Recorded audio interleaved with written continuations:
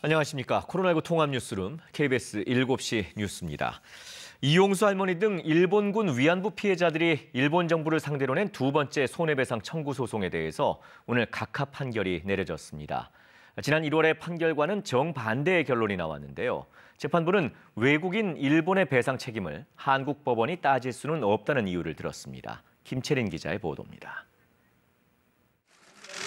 서울중앙지방법원은 고 김복동 할머니와 이용수 할머니 등 위안부 피해자와 유족 20명이 일본을 상대로 낸 손해배상 청구에 대해 오늘 각하 판결을 했습니다. 피해자들의 소송이 요건을 갖추지 못해 적법하지 않다고 판단한 겁니다. 재판부는 주권국가는 다른 나라의 재판 관할권으로부터 면제된다는 국제법상 국가면제 원칙을 이유로 이같이 판결했습니다. 피해자들이 큰 고통을 겪었고 피해 회복도 충분히 되지 않았지만 국제법과 대법원 판례에 따르면 한국 법원이 외국인 일본의 배상 책임을 가릴 수는 없다고 밝혔습니다.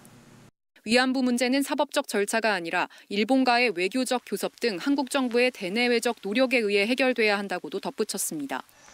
피해자 측은 이번 소송이 피해자들의 인간적 존엄성을 회복할 수 있는 마지막 수단이라고 재판에서 주장해왔습니다. 그러나 재판부는 2015년 이른바 한일 위안부 합의에 피해자들에 대한 일본 정부 차원의 사죄와 반성이 담겼고 일본 기금으로 세워진 옛 화해치유재단이 피해자들에게 현금을 지원하는 등 일본이 권리를 구제하기 위한 조치를 취했다고 판단했습니다. 피해자 측 대리인들은 각하라는 결론뿐 아니라 2015년 한일 합의에 대해 재판부가 잘못된 판단을 했다며 피해자들과 상의해 항소를 검토하겠다고 밝혔습니다. 소송을 낸 피해자 가운데 유일하게 선고기일에 출석한 이용수 할머니는 도저히 참기 어렵다며 선고 도중 법정을 나가기도 했습니다. KBS 뉴스 김채린입니다.